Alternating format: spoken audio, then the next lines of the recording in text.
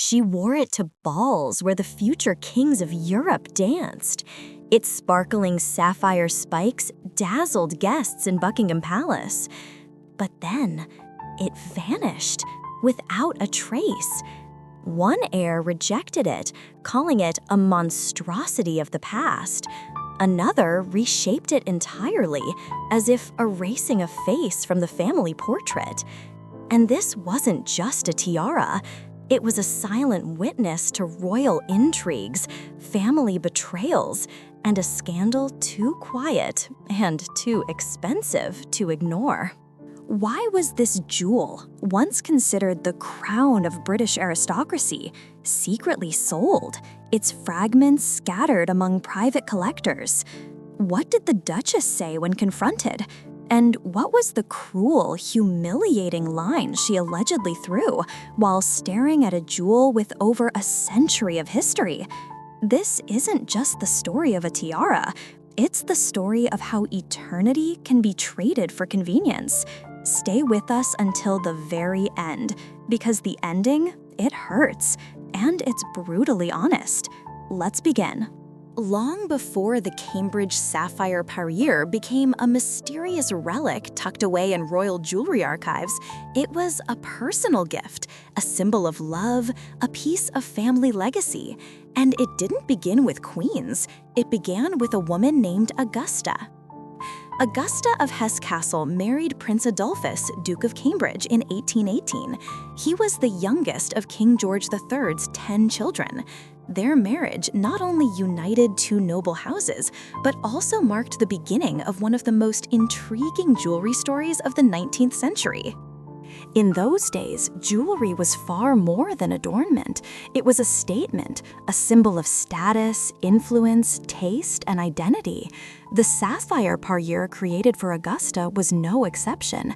Each piece, from the glittering bracelet to the elegant brooch and the commanding tiara, reflected her position and grace.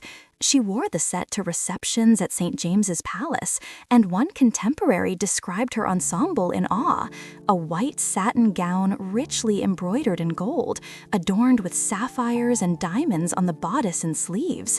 In her hair, feathers and gemstones. She looked as if the night sky itself had draped across her shoulders. But the true journey of these jewels didn't begin on the polished floors of a London palace. It began the day Augusta gifted them to her daughter, also named Augusta, as a wedding present. The young princess was marrying the Grand Duke of Mecklenburg-Strelitz in 1843. The ceremony was lavish, royal in scale, but the gift, a family parure passed from mother to daughter, carried far more symbolic weight. Unlike many heirlooms of the time, locked away in velvet cases and rarely worn, this set became an active part of the new Grand Duchess's daily court life.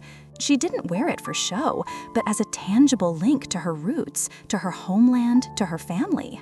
Augusta, now Grand Duchess of Mecklenburg-Strelitz, wore the parure for decades. And perhaps the most touching aspect of this story is her deep and enduring bond with her niece, Princess Mary, the future Queen of the United Kingdom. Their relationship wasn't merely familial.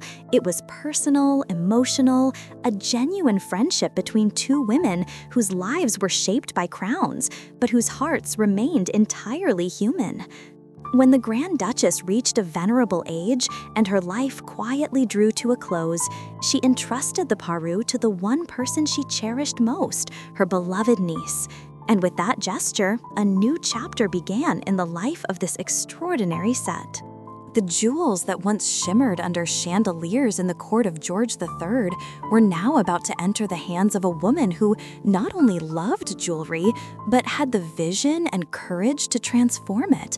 But before the famous portraits, before the balls and diplomatic galas, inside each sapphire already pulsed a legacy that would survive because someone had chosen to wear it, to carry it forward, and to let it live.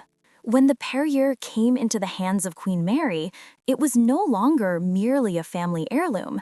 It became a work in progress, a canvas for her creativity. Mary wasn't just a lover of jewels, she saw them as living objects, something to be shaped, reimagined, and perfected.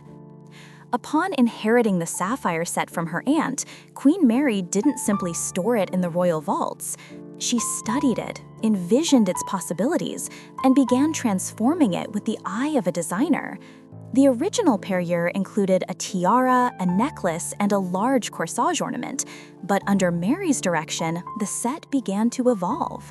The necklace was redesigned to allow for different lengths, and from it were created earrings, a brooch, and other detachable pieces.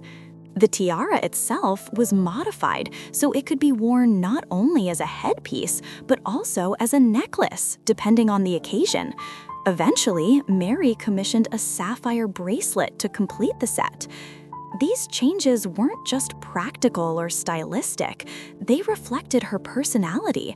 Mary was known for her collector's passion, her impeccable eye for balance, and her love of redesigning historical pieces to suit modern royal needs. Many of her jewels were created based on her own sketches and ideas. Thus, the Cambridge sapphire parure was reborn under her care, not just preserved, but adapted to the times, made versatile and elegant, yet still anchored in royal tradition. It was no longer just an inheritance, it became a symbol of continuity through reinvention. By the mid-1930s, the parure was ready to begin a new life in the spotlight. In 1934, Queen Mary decided to gift the entire set to her future daughter-in-law, Princess Marina of Greece and Denmark, as a wedding present. Marina was marrying Mary's son, Prince George, Duke of Kent. Their union was not only a personal milestone, but also a diplomatic event that brought together two powerful dynasties. The gifts Marina received for her wedding were nothing short of spectacular. A tiara from the groom, a diamond riviere from King George V, other gems from her mother, and even a tiara from the City of London. But the sapphire parure from Queen Mary stood out as the crown jewel, both literally and symbolically. It would become one of Marina's most iconic and treasured pieces for decades to come. And for good reason. In an era marked by political unrest, economic upheaval, and shifting social structures, the parure served as a reminder of stability, tradition, and royal continuity. Its presence spoke volumes without uttering a word. The tiara re-emerged in public view, now illuminated by flashbulbs instead of candlelight, featured prominently in a series of portraits taken by the legendary Cecil Beaton. In these images, Marina radiated serene confidence and classical beauty, framed by the glimmer of the sapphires and diamonds she now wore as symbols of her place in history. One of the most memorable moments was the banquet following the coronation of King George VI in 1937. Marina appeared in the full parure and even added one of the sapphire bracelets to the tiara to complete its circular form, a subtle but elegant touch that elevated the look to true regality.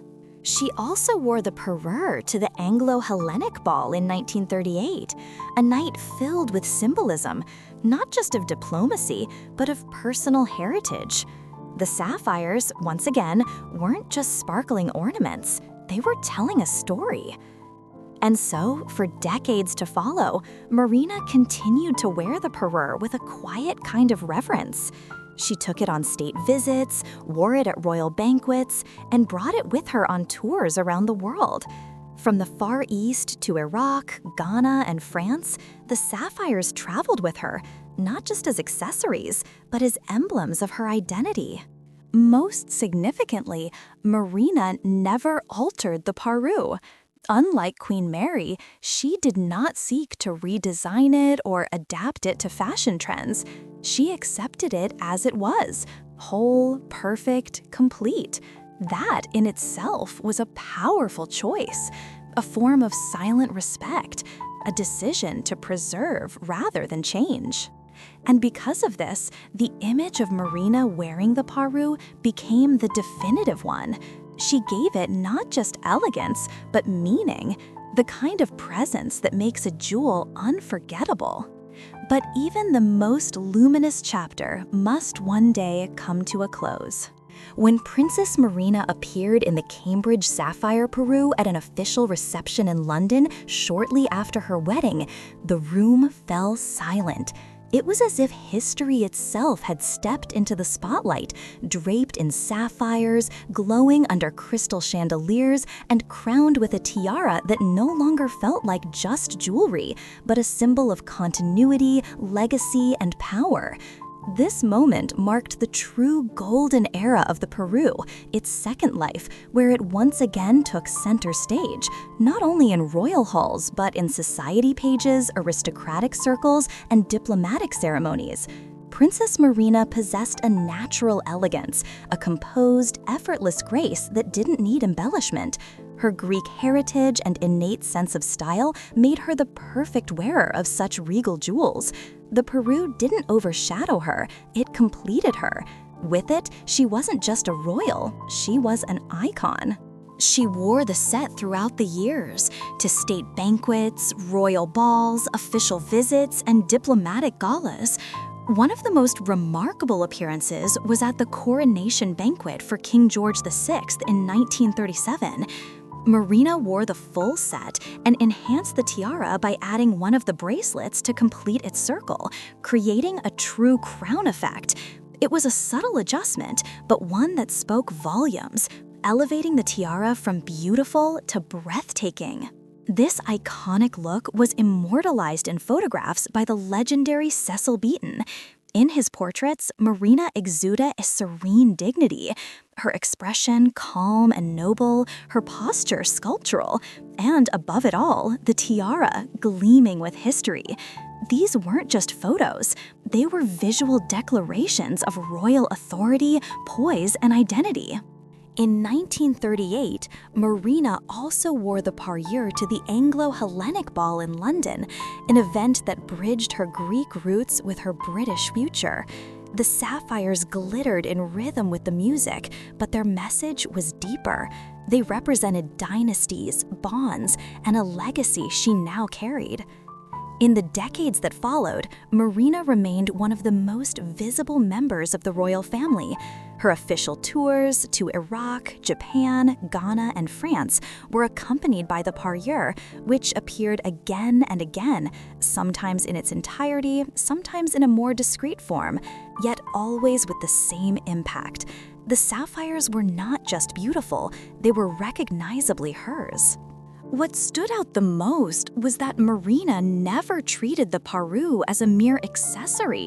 She wore it as part of herself, as a symbol of her role, her responsibilities, and the women who came before her. She didn't modify it, she didn't redesign it, she didn't attempt to modernize it. She accepted it as it was, as though to say, some things should not be changed. Their beauty lies in their permanence. And perhaps that's why her image wearing the parure remains the most iconic. Marina gave the jewels more than elegance, she gave them soul. Her presence, her restraint, her loyalty to the history they carried, all of it turned the parure into something unforgettable. One of the last major events where Marina appeared in the parure was the wedding of the future Queen Margrethe of Denmark in 1967. By then, she had spent decades in royal service, and her name had become synonymous with dignity and timeless style. When she wore the sapphires that evening, the tiara, the necklace, the earrings, it felt like the end of an era. She didn't wear them to impress, she wore them to remember. And that may be her greatest legacy. She preserved not just the jewels, but the story behind them, through loyalty, presence, and reverence. But time never stands still, and with Marina's passing, the brightest and most glorious chapter in the life of the Cambridge Sapphire parure quietly came to a close. After Princess Marina's passing, the parure was inherited by her eldest son, Prince Edward, Duke of Kent. It seemed the tradition would continue, that the jewels would remain a visible part of royal life. The new wearer, Catherine, Duchess of Kent, initially embraced the parure with respect and interest. In the early 1970s, she appeared wearing it at several official events. One particularly memorable moment was at the state banquet for the Japanese delegation at Buckingham Palace in 1971. Worn with a light-colored gown, the sapphires looked especially radiant, as if they still carried the glow of a bygone era. But fashion was changing, and with it, so was the perception of royal jewelry. The era of towering tiaras and grand parures, worn with sweeping ball gowns, was slowly fading. In their place came a more restrained, contemporary, and practical style. Even within the royal family, attitudes shifted. Jewelry was no longer seen as an essential part of public life, but more as a ceremonial accessory. At the same time, new realities emerged, not just aesthetic, but financial. By the early 1980s, it became clear that maintaining a private collection of historic jewels on that scale came with significant costs.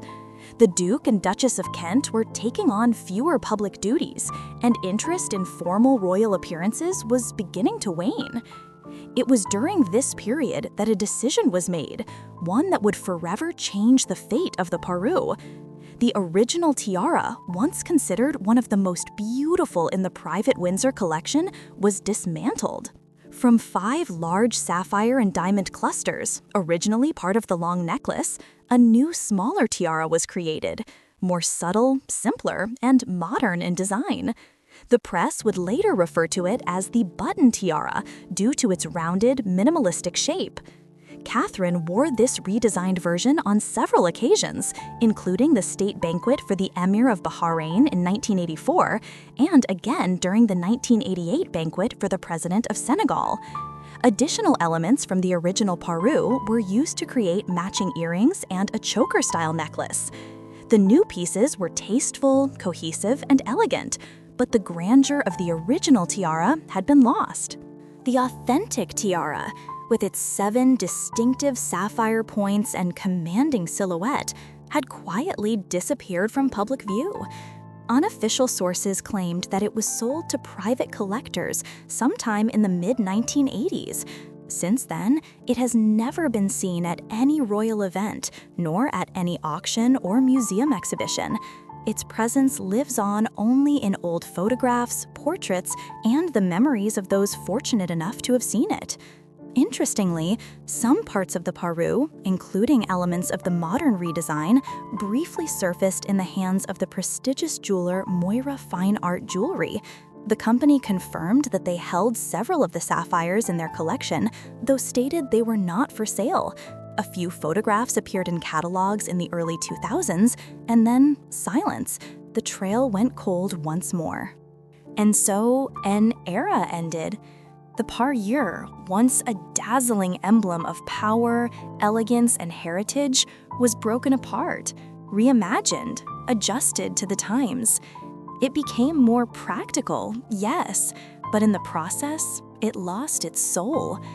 The new version, though refined and wearable, could never replace the majesty of the original. Where once there was a story, now there was only design. Where there was history, now only form remained. And where there had once been a living symbol of continuity and grandeur, only questions remained.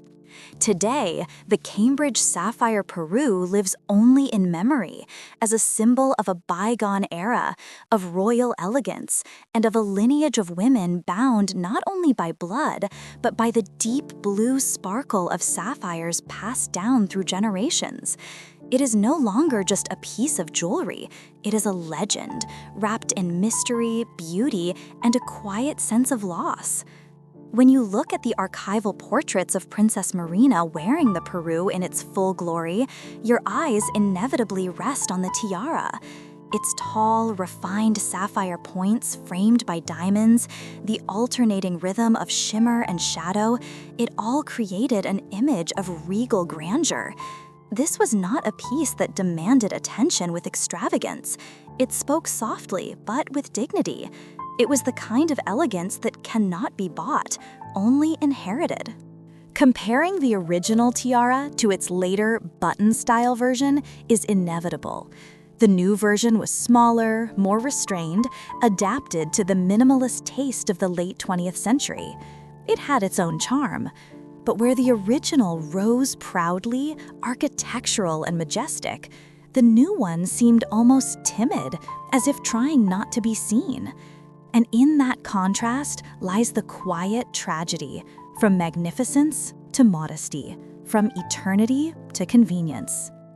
Many historians, collectors, and royal jewelry enthusiasts still ask the same question.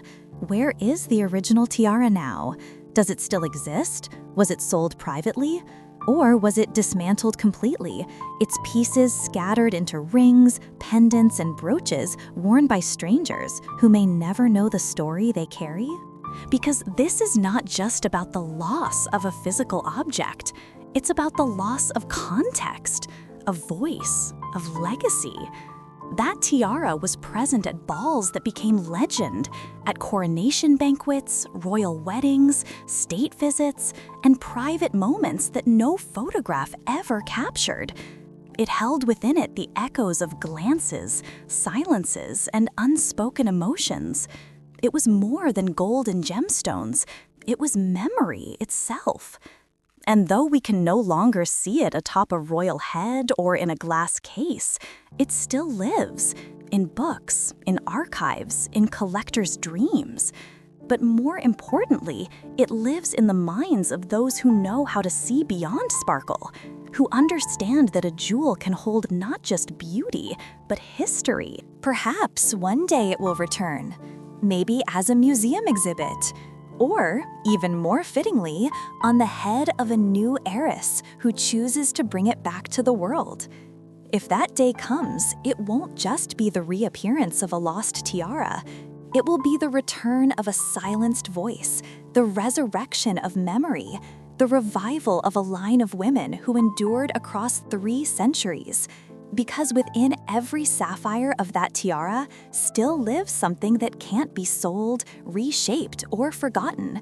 The memory of those who wore it with dignity, with quiet strength, and with a radiance that time can never dim.